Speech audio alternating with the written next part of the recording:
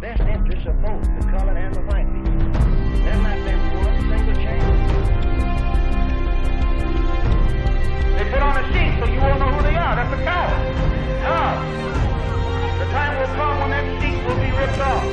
If the federal government doesn't take it off, we'll take it off. Keep track. You're out! Whoa! Right here, right now.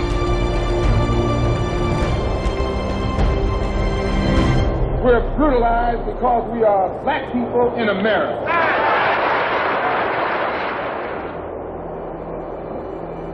They have begged for civil rights. They have begged the white man for civil rights. They have begged the white man for freedom. And anytime you beg another man to set you free, you will never be free.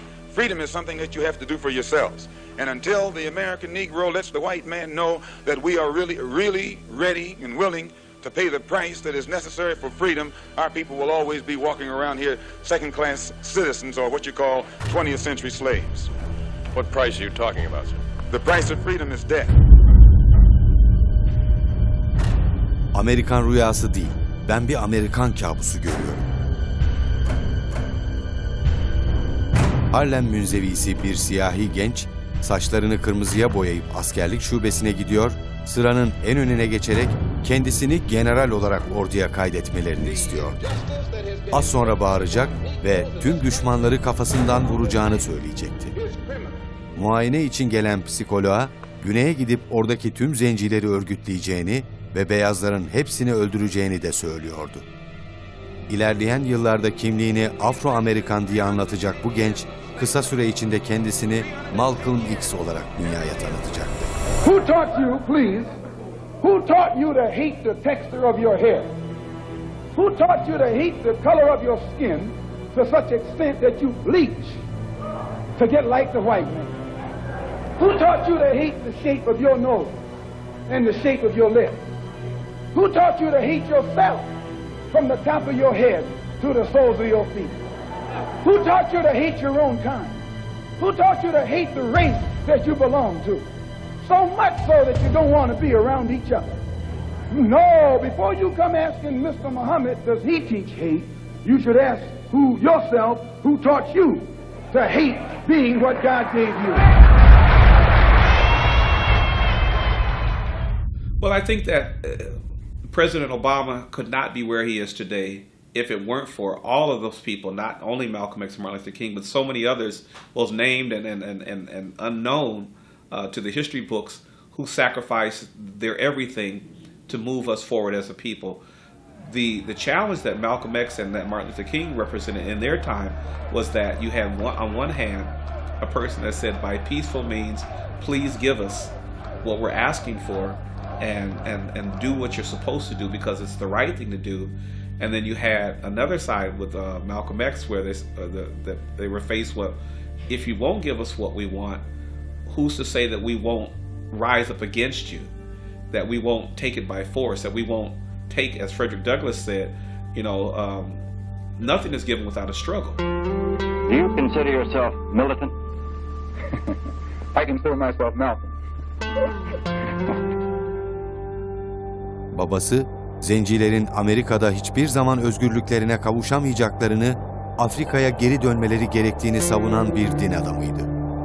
4 amcası ırkçılığa kurban gitmiş, babası da Malcolm henüz 6 yaşındayken ırkçı Ku Klux Klan örgütü tarafından paramparça edilerek öldürülmüştü.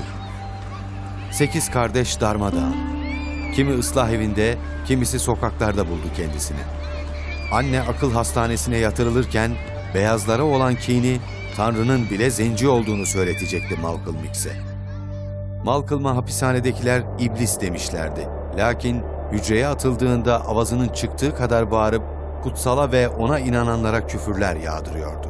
Anytime you put too many sparks around a powder keg, the thing is going to explode. And if the thing that explodes is still inside the house, then the house will be destroyed. But what will happen? So the Honorable Elijah Muhammad is telling the white man, get this powder keg out of your house. Let the black people in this country separate from you while there's still time. And if the black man is allowed to separate and go on onto some land of his own, where he can solve his own problems, then there won't be any explosion. And the Negroes who want to stay with the white man, let them stay with the white man. But those who want to leave, let them go with the Honorable Elijah Muhammad. All right.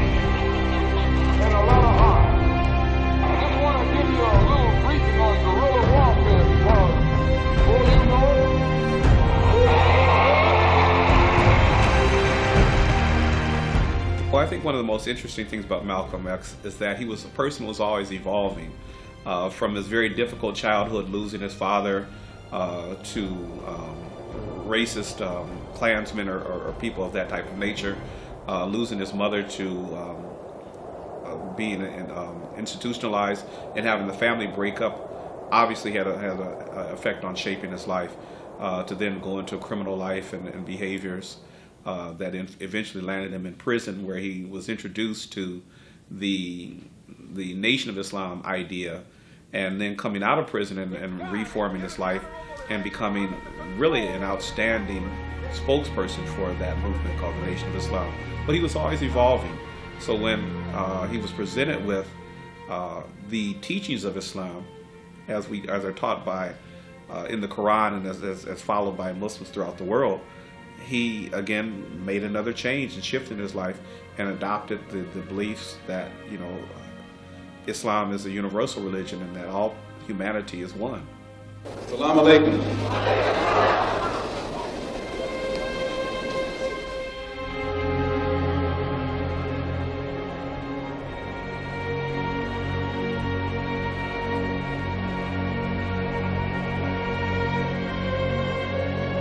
Our African brothers have gained their independence faster than you and I here in America have. They've also gained recognition and respect as human beings much faster than you and I. Just 10 years ago on the African continent, our people were colonized. They were suffering all forms of colonization, oppression, exploitation, degradation, humiliation, discrimination, and every other kind of Asian. And in a short time, they have gained more independence, more recognition, more respect as human beings than you and I have. And you and I live in a country which is supposed to be the citadel of education, freedom, justice, democracy, and all of those other pretty sounding words. To respect law enforcement officers, as long as these law enforcement officers respect themselves and respect the law that they represent.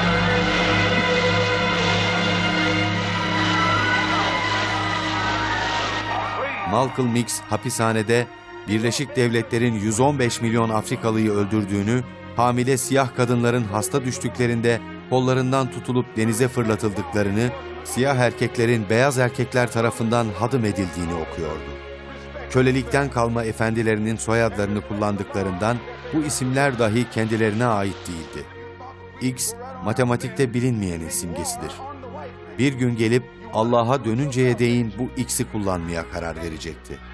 Artık onun ismi Malcolm X'ti.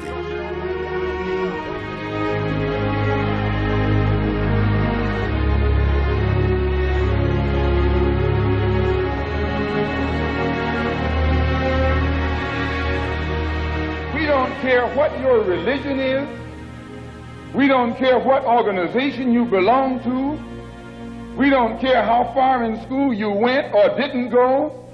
We don't care what kind of job you have. We have to give you credit for shocking the white man by not letting him divide you and use you one against the other. It was 1962. The Muhammad's Mosque number 27 in Los Angeles had been attacked, literally attacked by the Los Angeles Police Department as a result of a group of brothers that back in the Nation of Islam days, you know, of course we wore, you know, the suits and ties, and he was getting, one of the members of the Nation of Islam was getting some suits out of the trunk of his car. And at that time, the Los Angeles Police Department had a general notice that if they saw a Negro, as we were called back then, who appeared to be clean and sober and not breaking the law, but was dressed well, was not doing anything wrong necessarily, but he looked like different than the image of what the ordinary Negroes look like in the neighborhood, you know, clean cut, you know, sober, well maintained, to stop and harass them because they might be these communist Muslims. And so the Nation of Islam, we were taught not to allow anybody to harass us or to treat us badly without defending ourselves. And so when the police pulled over the brother as he was getting the suits out of the trunk of his car in front of the Muhammad's Mosque 27, they refused to be intimidated. The Muslim brother refused to be intimidated, and Muslims started gathering around and like, why are you bothering this brother? And the police officer got concerned and afraid for his safety, because now he sees all these black men who are not afraid.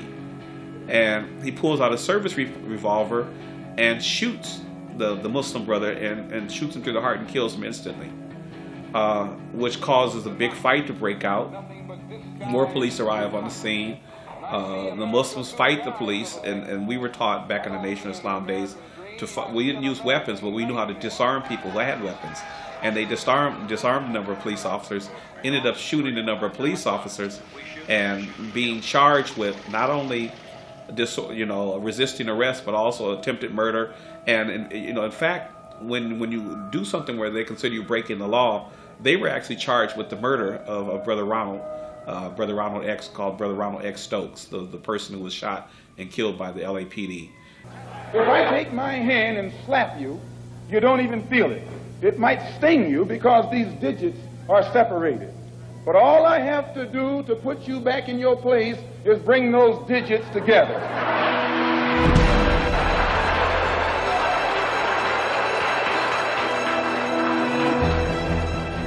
If Allah was good enough for Jesus to call upon, I think he should be good enough for you to call upon. All of you, one in the back seat, too. Get your hands up like that. Stop this first, get your hands up. You give us some higher than that, sir. Let's get them up there. First one drops their hands, the dead man. Get them up. Get your hands up. Oh, come on. Right this way. Officer, location of arrest, officer. Konferans vermek üzere bir üniversiteye davet edildiğinde hayatımda unutamadığım anlardan birisi dediği bir olay beklemektedir onu. Konferansa başlamadan kısa süre önce salonun penceresinden dışarı baktığında karşıda yıllar önce hırsızlık için girdiği apartman dairesi ona bakmaktadır. Başından kaynar sular dökülecek ama kendisini hemen toparlayarak konuşmasını sürdürecektir. Çünkü Birleşik Amerika'da bir isyanı başlatabilecek tek isimdir artık o. Amerika'daki Nation of Islam hareketinin bu önemli adamı, milyonlarca Afrikalıyı sanki tek başına savunmak zorundaymışçasına yürümektedir sokaklarda. Kısa süre içinde zenci gettoları onun tek işaretiyle harekete geçecektir.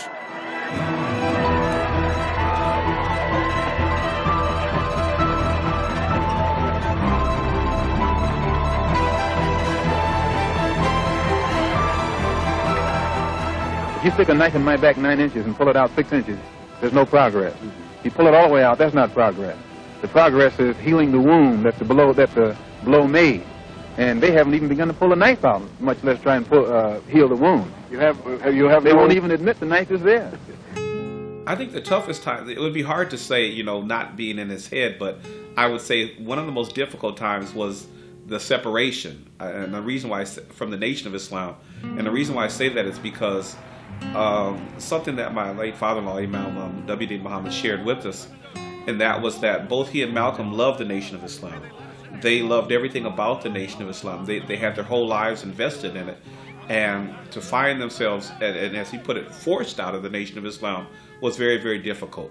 And that one of the things that having people who you loved and people who you felt you lived for turn and feel that you were a traitor and feel that you were working against them and that your behavior warranted death, that had to be very, very trying on him. And so I think that was a difficult period for him. It was a period in which he really couldn't get his footing like he wanted to. He really couldn't get himself established like he wanted to. And I think that had a lot to do with the fact that he had invested so much of his life and his energies into developing that movement.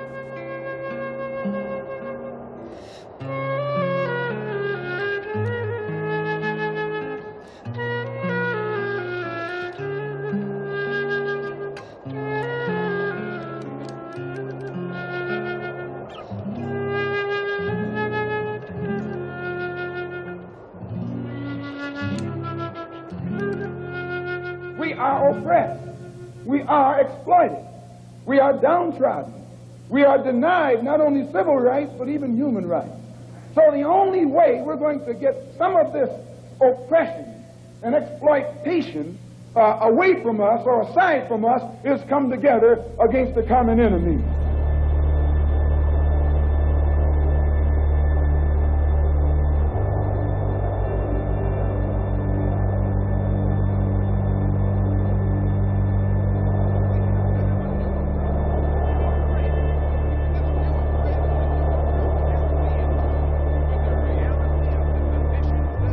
Prepared to go into the United Nations at this point and ask that charges be brought against the United States for its treatment of American Negroes? Oh, yeah.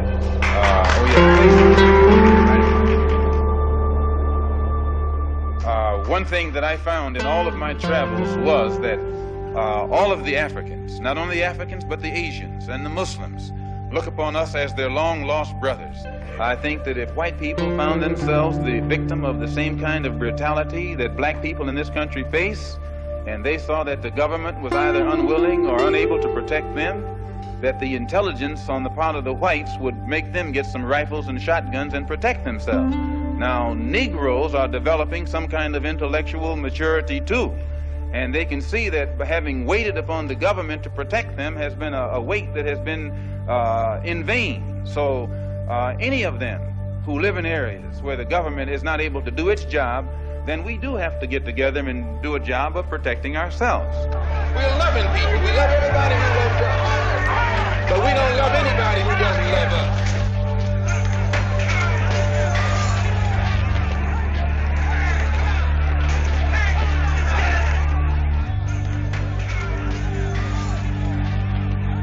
If you recall, Malcolm X never really had a following of people, not like Elijah Muhammad and the Nation of Islam, or not like Dr. Martin Luther King with the Southern Christian Leadership Movement.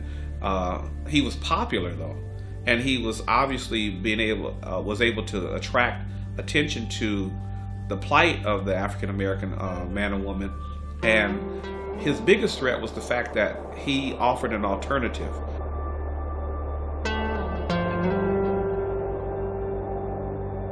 Who want to change, then you can in the bourgeoisie society, the bourgeoisie church, and the bourgeoisie circles.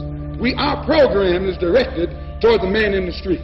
So we spend our time in the street, and what we do with that man, instead of trying to change the white man in your mind and make you accept us, we change the mind of the black man and make him accept himself. And as soon as he accepts himself, he'll solve his own problem. He won't be trying to force himself into your factory and into your bedroom and into your kitchen. In fact, my father was killed by the Ku Klux Klan. And despite all of that, no one was more thoroughly integrated with whites than I. No one has lived more so in the society of whites than I. And it was only until I became a Muslim that I ceased living in the society. When I say to you that the cops in Los Angeles shot down 7 unarmed Negroes, every Negro in the audience knows what I'm talking about. But when I say that they shot 7 Muslims, then a lot of the Negroes don't realize that you're still talking about colored Negroes. people, because you say you used the term colored people. If you said... I don't think I used the word colored on this program. Yes, you did. You did when we started. Not colored. I think so. Black people, I'm sorry. You did Black. say black. Well, we can use black, and that fits everybody.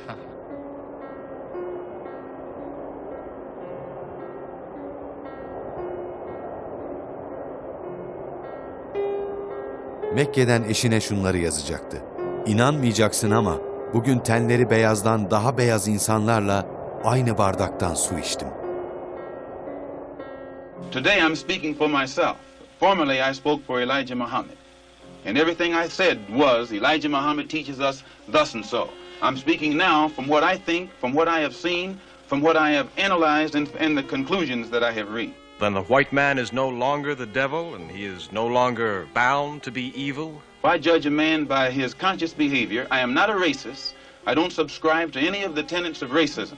Then there are good whites and good blacks and bad whites and blacks. It's not a case of being good and bad, good or bad blacks and whites. It's a case of being good or bad human beings. Well, Malcolm was a very tall person, one of the things, and as a 6-year-old, you know, everybody's big, but Malcolm was tend to stand over other people. And his ability to speak and to frame the thoughts of the people in the crowd, to pull from their energy in order to, and give it back to us and make all of us feel like we were much more powerful and much stronger than we had ever felt before. He was able to take our bad situation of being treated as second-class citizens in this country and make us feel like we were on top of the world. And that was a very, very powerful method of attracting people, to take people who were angry and wanted to just destroy and turn us into people who wanted to build.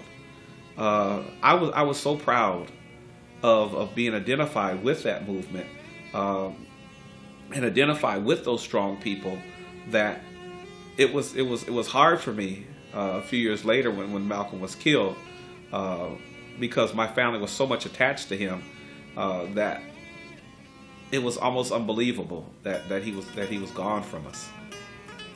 Well, I never did hate anybody hard, but I do know that when I wrote that letter saying that there were white people in Mecca, it shook up a lot of Muslims, because most of the Muslims who follow Mr. Muhammad absolutely believed that it was impossible, physically impossible, I should say divinely impossible, for a white person to go to Mecca.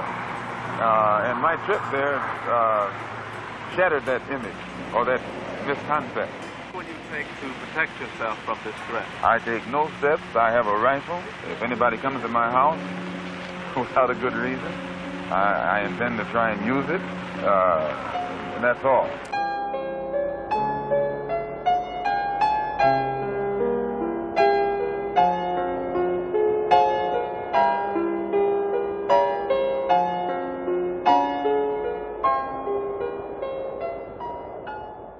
No, I don't worry. I tell you, I'm a man who believed that I died 20 years ago, and I live like a man who is dead already. I have no fear whatsoever of anybody or anything.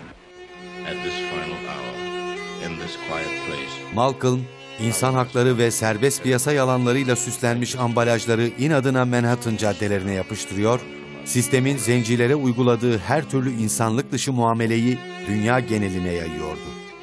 O ve onun büyük mücadelesi, beyazların tükürmesine bile izin verilmeyen Harlem sokaklarına hapsedilemedi. Malcolm X, edebi metinlere, lüks konferans salonlarındaki insanlık ideali söylemlerine malzeme edilecek bir nesne olamadı hiç. Batı'nın dün zencileri, bugün bütün Müslümanları böcek gibi gören küstahlığının karşısında bugün yine onun tek başına sesi duyuluyor.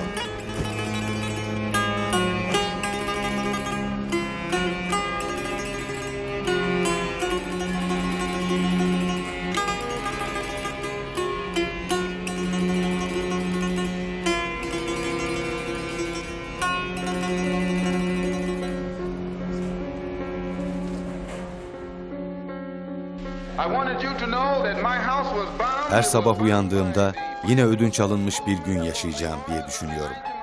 Her günümü çoktan ölmüş biri gibi yaşıyorum. 24 Kasım 1964'teki seyahat dönüşü bir cumartesi günü gece yarısı saat tam 2.45'te evi bombalandı. Malcolm X eşini ve çocuklarını zorlukla evden çıkarmıştı ki o gecenin sabahı sanki hiçbir şey olmamış gibi bir konuşma için Detroit'e gidecek ve 16 Şubat'ta bir yakın arkadaşına önümüzdeki 5 gün içinde infaz edilmek üzere ölüm fermanım imzalandı diyecektir.